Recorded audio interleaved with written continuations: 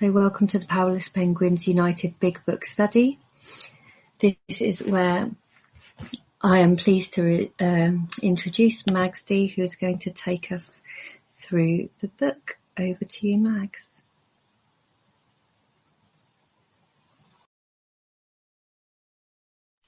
It would help if I unmuted myself. Morning, everybody. Thank you, Danny, for your service, and to the little gang in the background here that does service every day, bar a Sunday, I think. Is that correct for the Penguins? Yeah.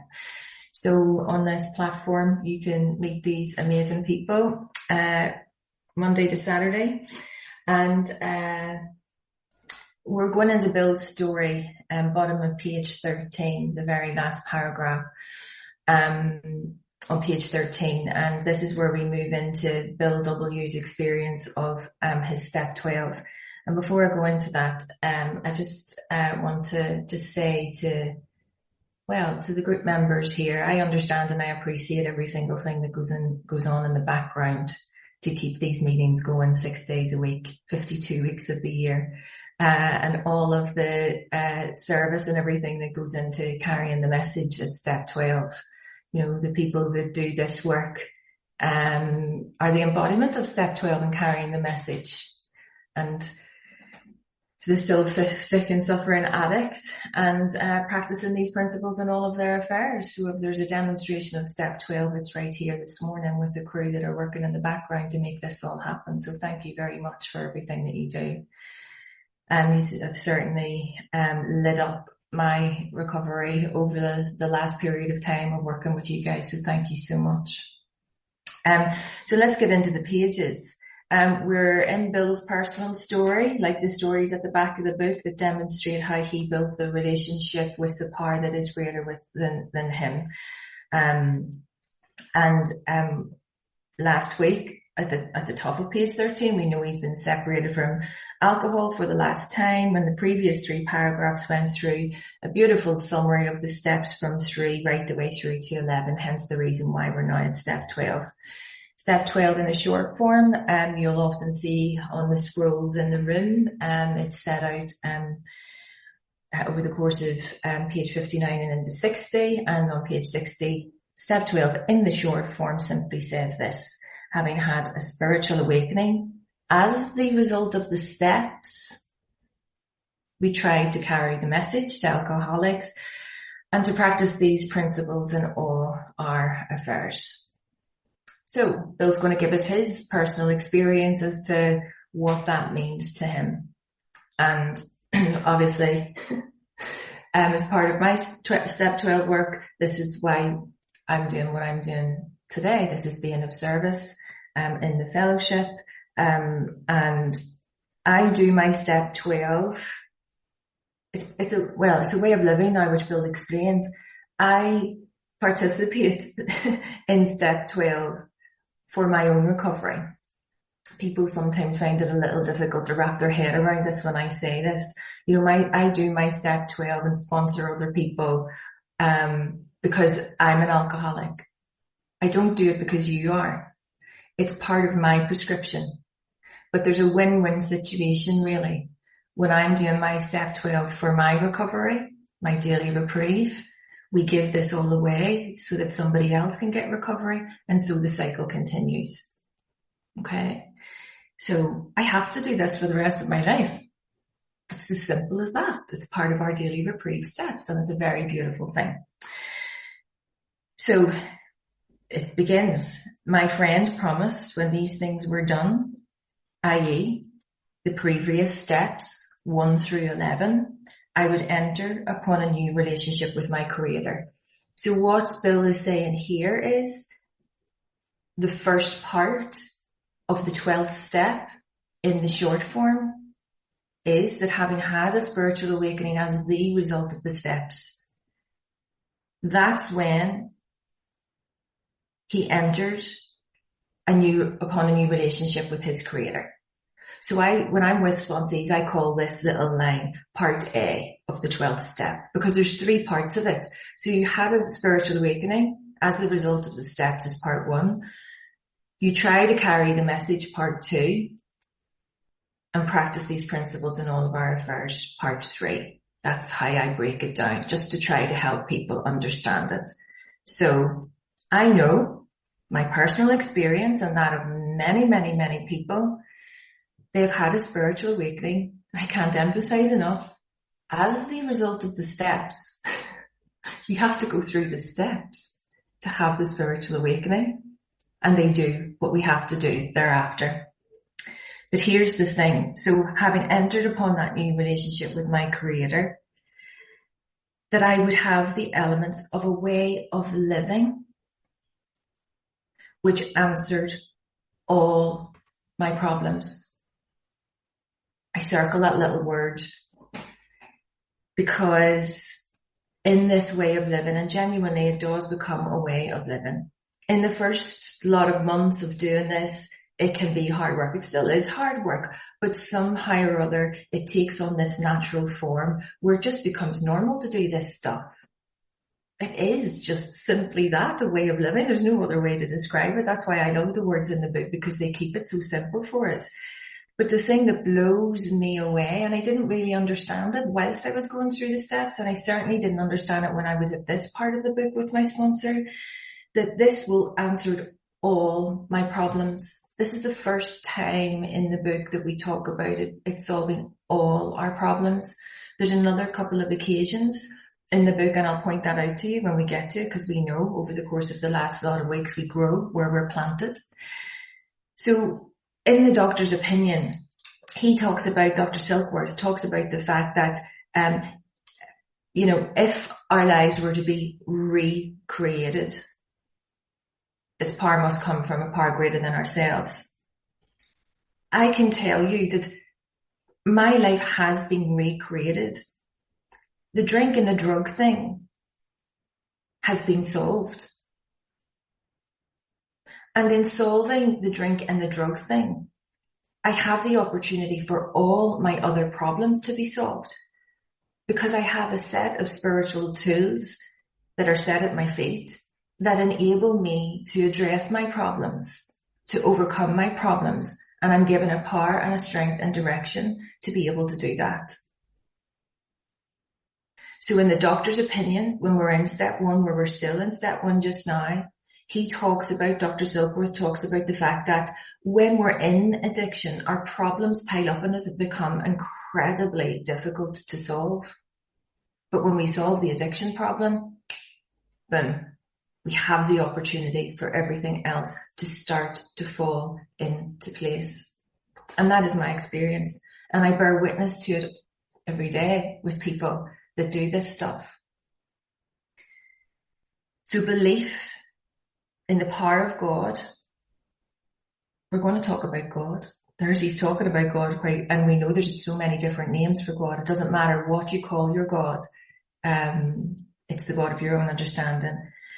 Plus enough willingness, which we talked about last week on page 12, honesty and humility to establish and maintain the new order of things were essential requirements.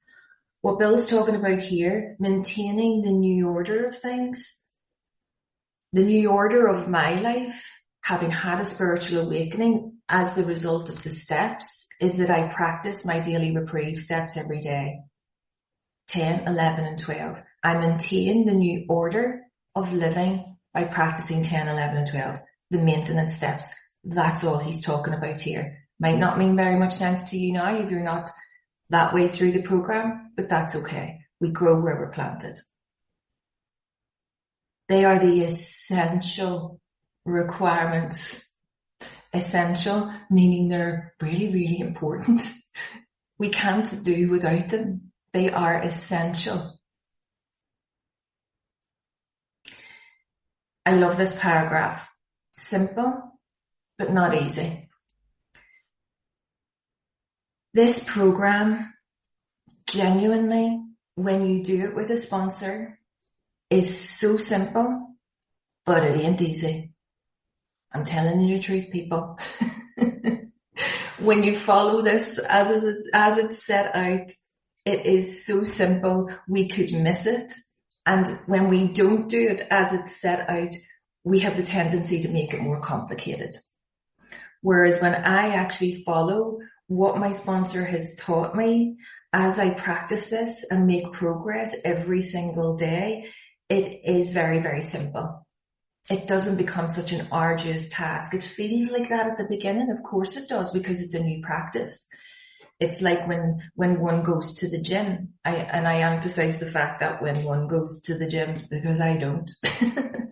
But the analogy that I'm going to use, I've tried many times and I keep on trying, that's okay. God loves a trier, as they say, or that's what my mum used to say.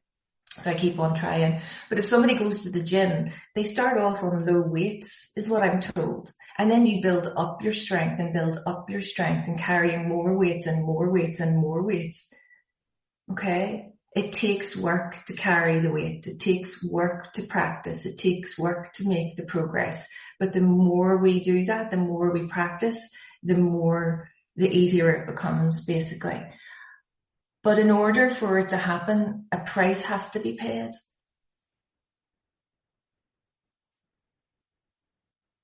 Think about that. Price has to be paid. So what is that? It meant destruction. I love that word. Destruction of self-centeredness.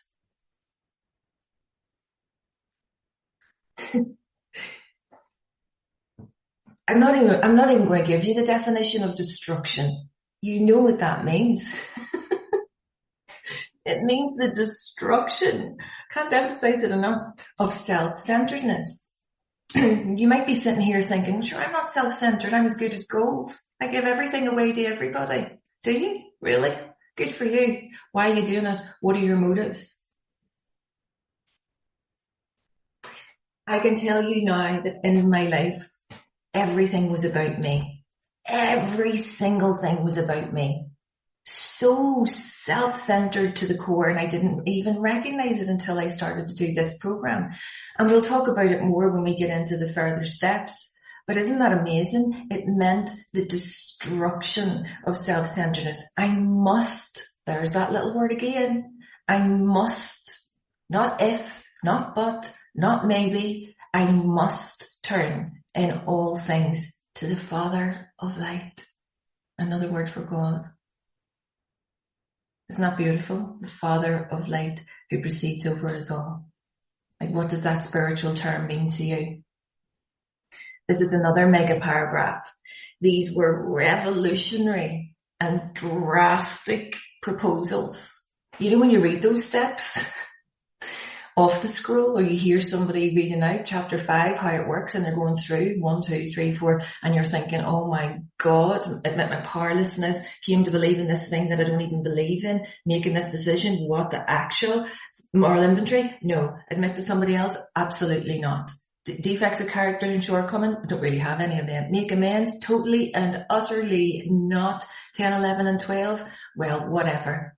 These seem like drastic and revolutionary proposals. They really are. When a revolution takes place in a country, it's not often peaceful. There's a lot of disturbance. There might be a lot of noise, but it changes things, and that's what they're saying here. These steps revolutionize us, and it goes on to talk about that later on and more about alcoholism from a very well-informed person in the medical fraternity. These were revolutionary, drastic. They seem drastic when you first read them. But here's the thing. This is how simple it is. But the moment I fully accepted them, the effect was electric.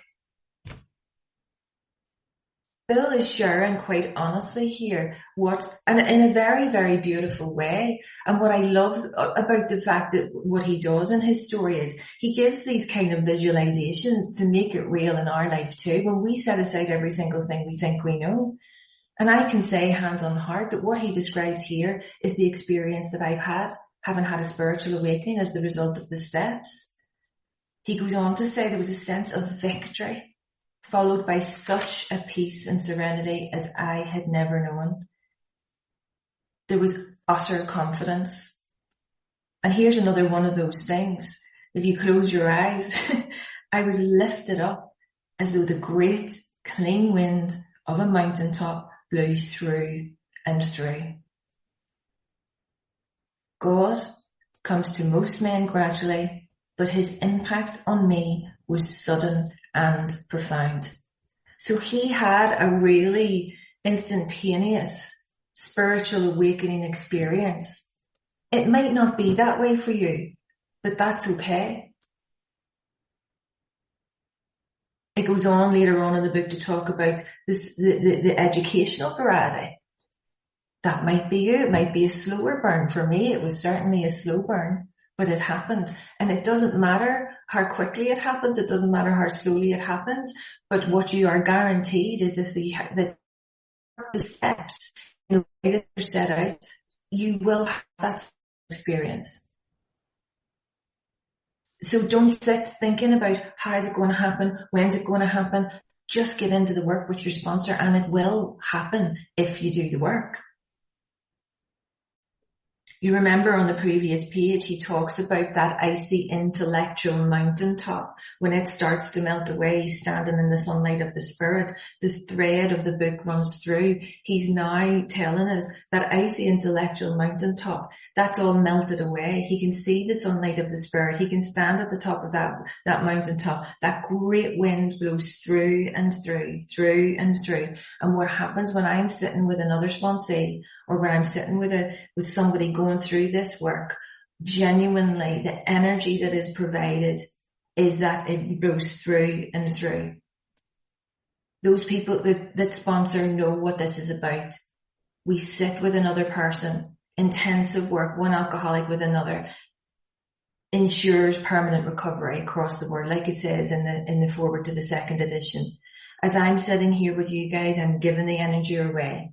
You're taking the energy up. You're giving it back to me. I'm taking it in. I'm giving it away. You're taking it in. And it's this constant cycle of energy. The great wind blows through and through. That's what it is to sit with one addict with another. The more we give this away, the more we get back to keep on giving it away. That's what I take from that little thing. Anyway, I know that many people might think I'm a little bit crazy, but that's okay. This is the only way that I can describe this. So from that moment on, when he had this profound and sudden experience, I was alarmed and called my friend the doctor to ask if I were still sane. I listened in wonder as he listened in wonder as I talked.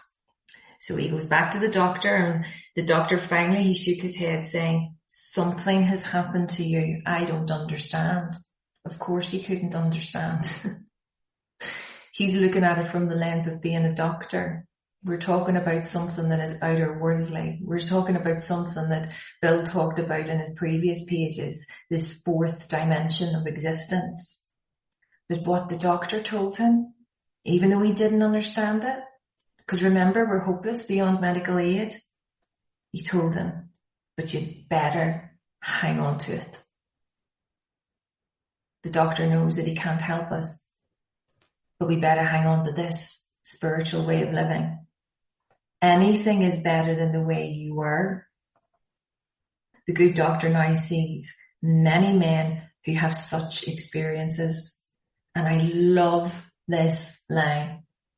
He knows that they are real. These are real phenomenons. These are real experiences.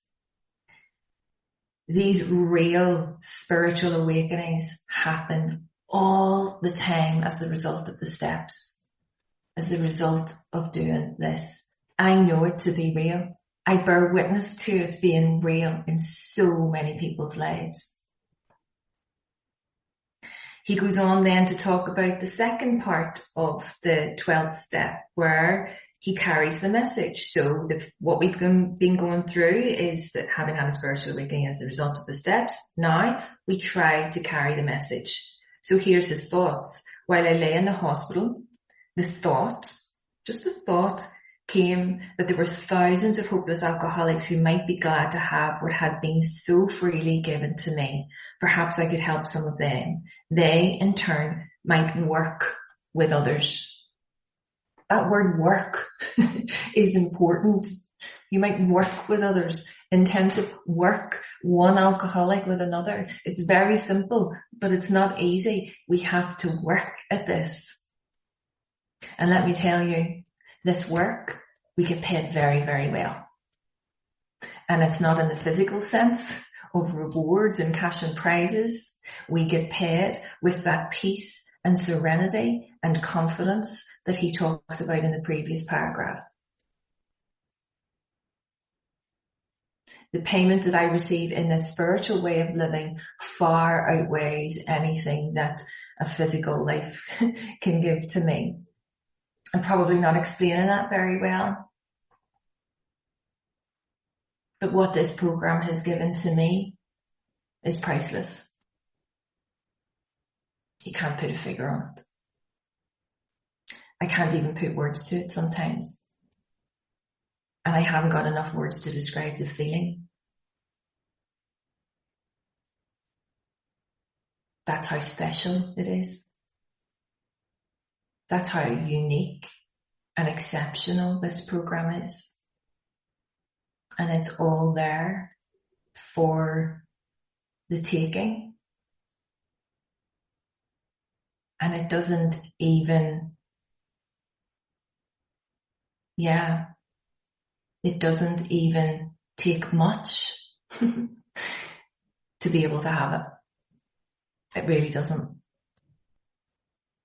He then goes on to the last part, practicing these principles in all of our affairs.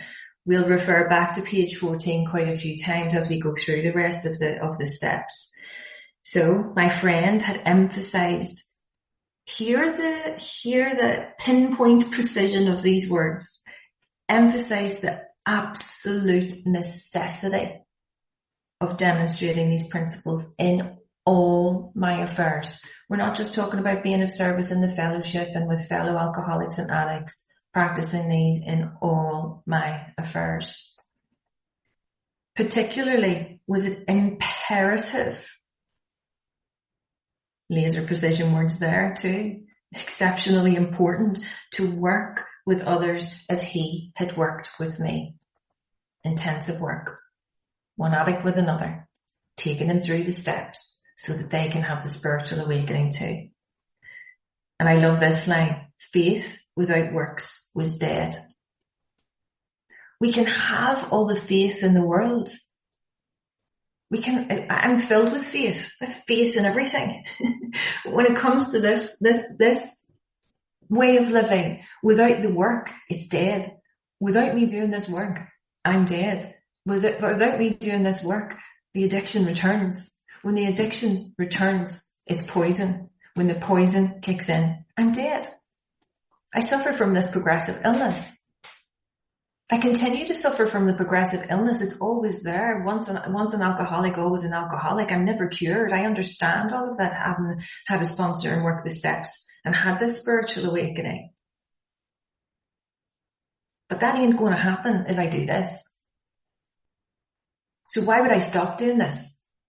No, that's not going to happen.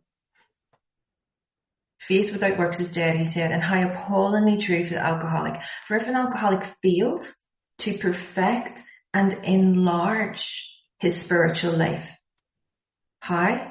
Through work and self-sacrifice for others, he could not survive the certain trials and low spots ahead. If he did not work, he would surely drink again, and if he drank, he would surely die. Then faith would be dead. Indeed. With us. Just like that. So matter of fact. With us, believe it to be true, it is just like that. That is what happens. And if we continue to perfect and enlarge our spiritual lives, this is all about the progress. This is all about tapping into all of this spiritual way of living. We keep our mind open all the time. That set aside prayer is so important. Setting aside every single thing we think we know, even about the God that we have now, to continue to have a new experience with it. And all we're doing in this first step is showing up, turning the pages, letting the book do the work. That's all we're doing right now. That's all my sponsor ever did with me. We showed up together, turned the pages, let the book do the work. He then goes on to continue to talk about this carrying the message and this intensive work. And the reality of it is, when he says about these certain trials and low spots ahead, it's guaranteed that for the rest of your life, there's going to be really certain points in your life where you're going to face these trials and low spots. And when I face these trials and low spots, I double up. I double up on service. Or as I say to my sponsees, right, okay, you've had some bad news, or things aren't going very well, or whatever it is, ramp it up. We don't come here to talk about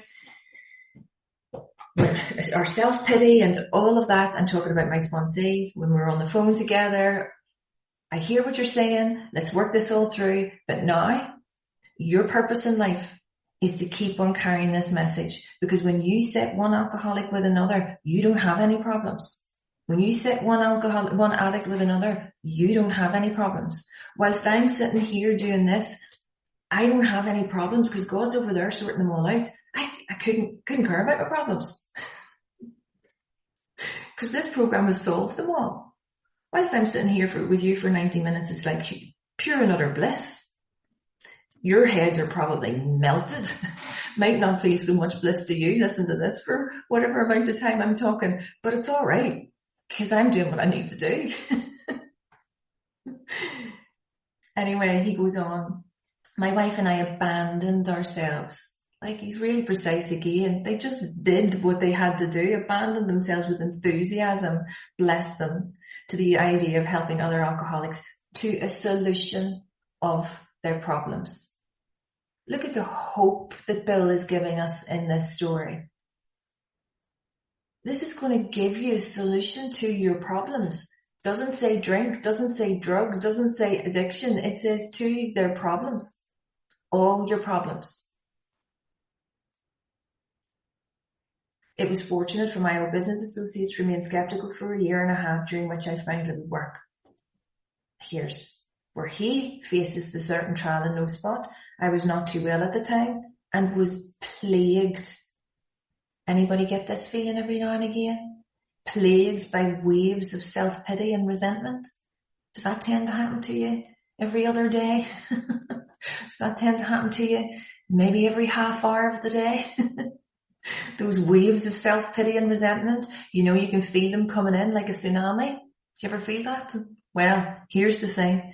Did it sometimes nearly drove me to drink, but I soon found that when all other measures failed, when prayer failed, when meditation failed, or it appeared to be failing, because it never really does, but when all other measures failed or seemed to fail, and showing up and being a co-host and a host and a reader and a greeter and all of that, and you don't think it's working, when all other measures failed, guess what the ticket is? The golden ticket. Work with another alcoholic would save the day. That is the miracle. When I sit down with another alcoholic addict and just take their hand and place it into the hand of the God of their own understanding, and just sit and read this book and talk about where they're at and help them get to the root of what is going on with them, oh boy, does it save the day. Their day and my day.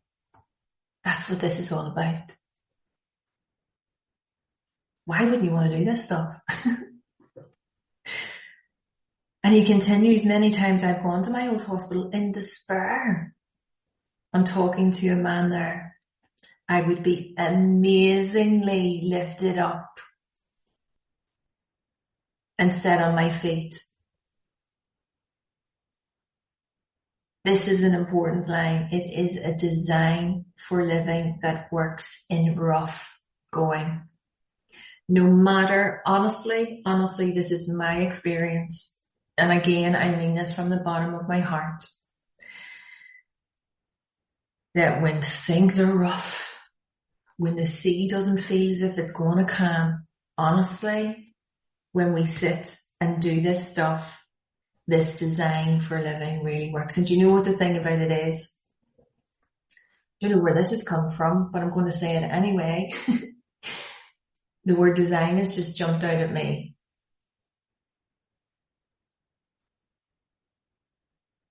I used to talk about this mosaic thing in my step 5. But what's coming to mind is this design. Really and truly like this mosaic of life. This colourful, vibrant, beautiful creation that is our life. And you may not be feeling it right now as you're sitting here in this room, or you may not be feeling it if you're listening to this recording. You may not be feeling it right now, but I can guarantee you seriously that if you do this work 100%, this design for living will become so beautiful and so vibrant and so colourful in you, you won't know what to do with it at times. You just won't know what to do with it. And my little mosaic, for whatever reason, just grows and grows and grows and grows, and it's become a picture of beauty that I can't even explain to you. I used to be that person that couldn't be around women. I used to be that person that didn't want to be around people. And now I am surrounded constantly with the most wonderful, beautiful people on this planet.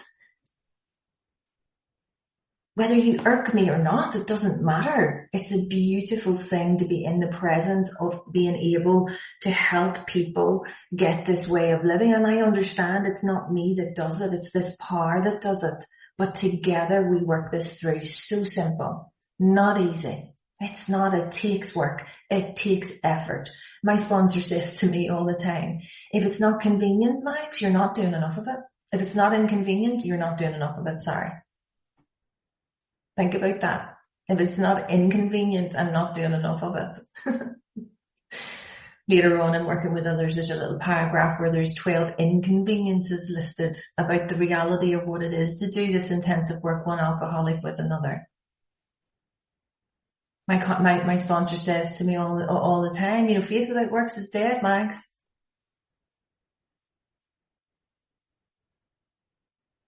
Even to the extent, a little random story in the midst of all of this, even to the extent when I'm with my sponsor, we went to the Lake District last year. I've never kayaked in my life, but for whatever reason, he encouraged me to get into this kayak, 2-person kayak. Of course, he sat at the back. I'm sitting at the front.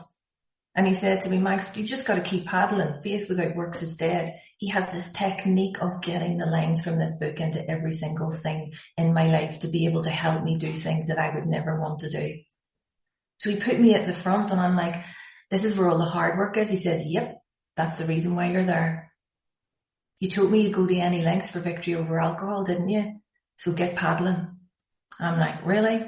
There's a passenger boat coming towards me. I'm like screaming, oh my God, the waves. We're on a lake. There was no waves. The water was rippling. Mags, if it's not inconvenient, you're not doing enough of it. Keep on paddling. Of course, by the time we got across the lake, he crowned me an Olympian kayaker, and I was so thrilled by that. But the point I'm trying to make is the encouragement from another person takes us to a place where we never thought we would be able to get to. And that's the power of the grace of God that runs through all of this. My life can be really, really, really inconvenient sometimes. Really inconvenient.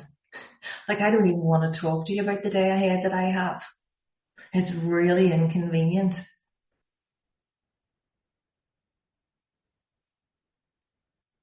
But we continue to create that design.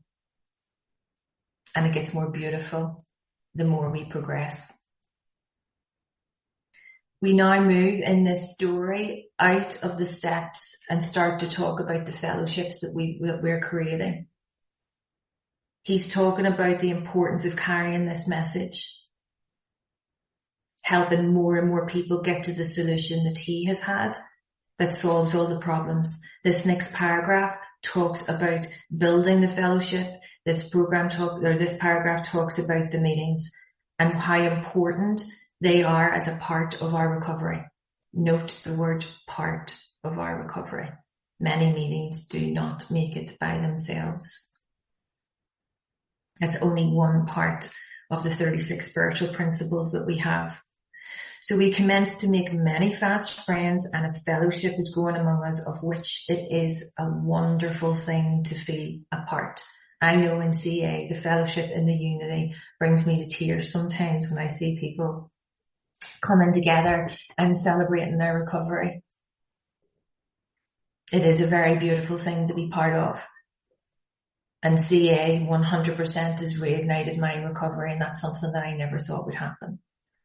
This group has reignited my recovery, and I never thought that that was even more possible because of all of the work that you guys are doing.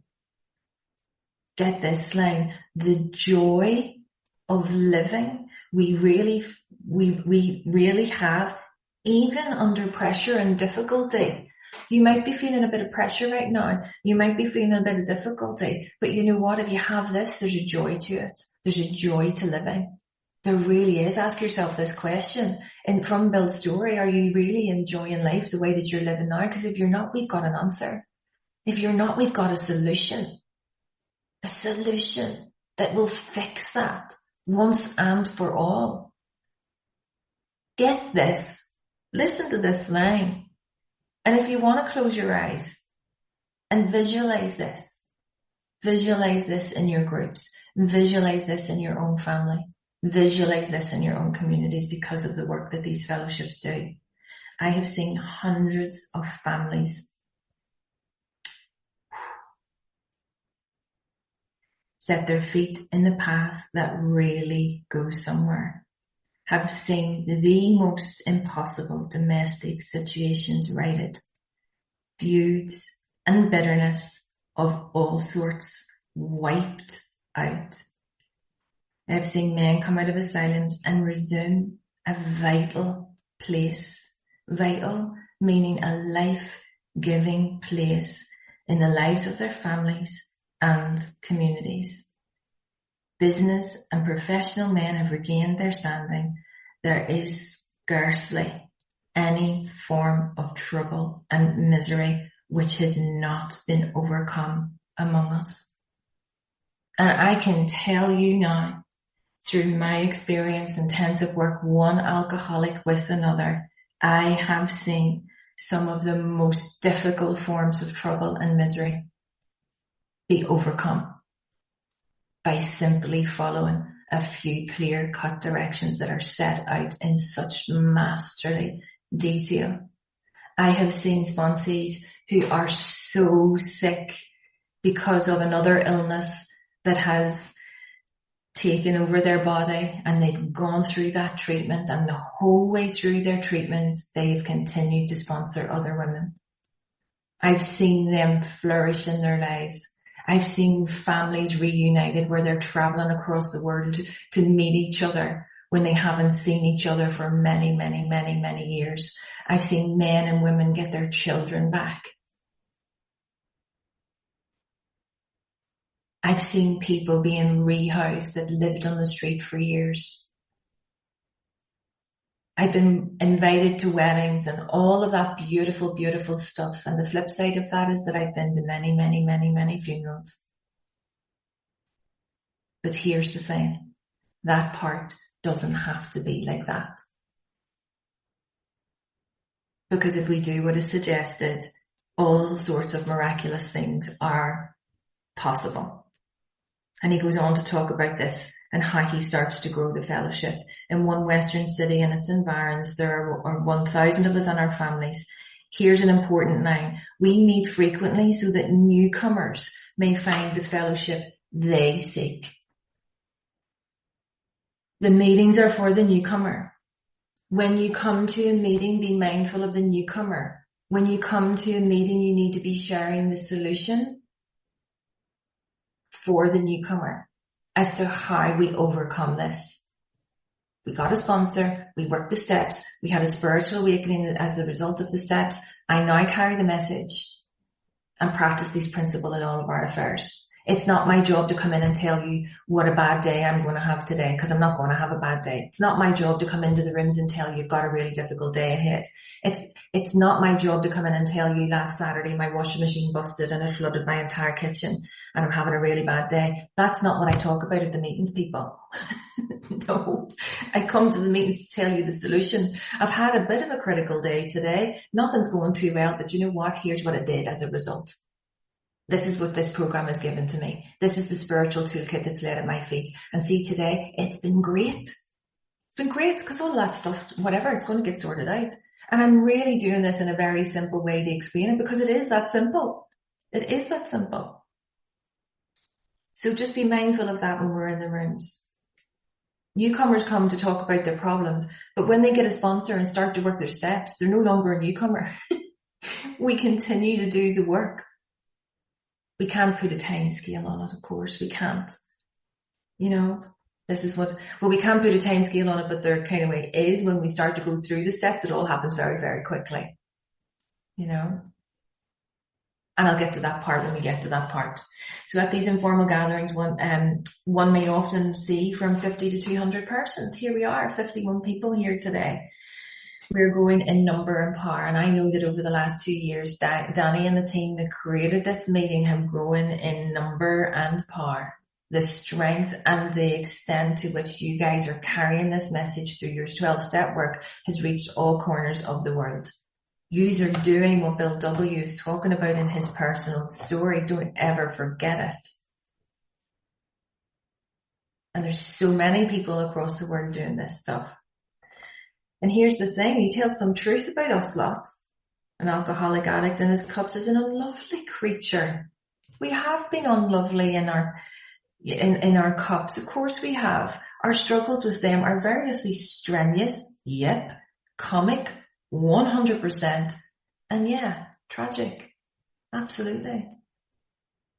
One poor chap committed suicide in my home. He could not or would not see our way of life. That is so true as well. That is the reality of what we're dealing with in addiction. There are some people who I have sponsored who cannot and will not see this way of life. I can't work it out. All I can say is that if we do the work, it works, and if we don't, it won't. That's all I say. I can't do anything else other than continue to be there for them when they're ready. Ready meaning for immediate use. People balk at the steps for various other reasons. They try other ways of doing it, and that's absolutely fine. But there will be a percentage of people that could not or would not see our way of life, and that's okay. That's okay. But we always leave with a friend so that they know they can pick up the phone at any point and know that we're here if they choose to do this. And here's the thing. There is, however, a vast amount of fun about it all. Of course there is a load of fun about the madness that we create. I suppose some would be shocked at our seeming worldliness and levity. Of course they would. I spoke with a sponsee the other day. She's gone back out again, her and her friends, gone out, back out again. I called them, how are you? Grand. You know, when was the last time you've eaten? Have you got any food in the house? Let me come get you, bring you some food. And no, I haven't eaten for a couple of days. And I asked, what about the vodka? What about the other stuff? Oh yeah, we've got plenty of that. It's like, some people might be shocked at the fact that I can laugh about that and the levity of that. But that's the reality of what we're dealing with in addiction. We haven't eaten for a couple of days, but see the stuff that we really need, we've got plenty of that to see us through. You know, it's the insanity of the addiction. But I'm reaching out to them because, like Bill says here, but just underneath there is deadly earnestness. In all sincerity, I'm keeping in touch with you to ensure that faith has to work 24 hours a day in and through us, or we perish. You know, faith without works is dead. Now don't get me wrong, I'm not like Mother Teresa running around the place, picking people off the street and dropping food off to everybody and all of that. I'm just giving you one example of this week. You know, just one example of the insanity of our addiction and what it brings to us, but equally because we have this privileged place to be able to help these people, that we are able to reach out the hand to help them. But we can still have the fun and laughter about it all. That made me giggle for days afterwards. No, I have no food, but I've got plenty of the other stuff to keep me going for days. All right then. That's where this addiction takes our mental state to. It's insanity if you don't understand the addiction. And I'll finish on this. And this is this is what's happening today with all of us. This is what's happening when you're doing this with your sponsees. This is what will be your life when you start working with other people. Most of us feel we need look no further for utopia. We have it with us right here, right now. And each day, my friend's simple talk in our kitchen multiplies itself in a widening circle of peace on earth and goodwill to men. We have utopia right here, right now, in every single meeting across the world, carrying the message to the still sick and suffering alcoholic. But in order for me to do that and to maintain a fellowship that constantly helps people recover from alcoholism, I need to do this 12-step work, intensive work, one alcoholic with another, practice these principles in all of my affairs. And if you haven't got a sponsor, get one. If you haven't got a big book, get one. If you haven't got a home group, get one. We're all here to help. I'll leave it at that, guys.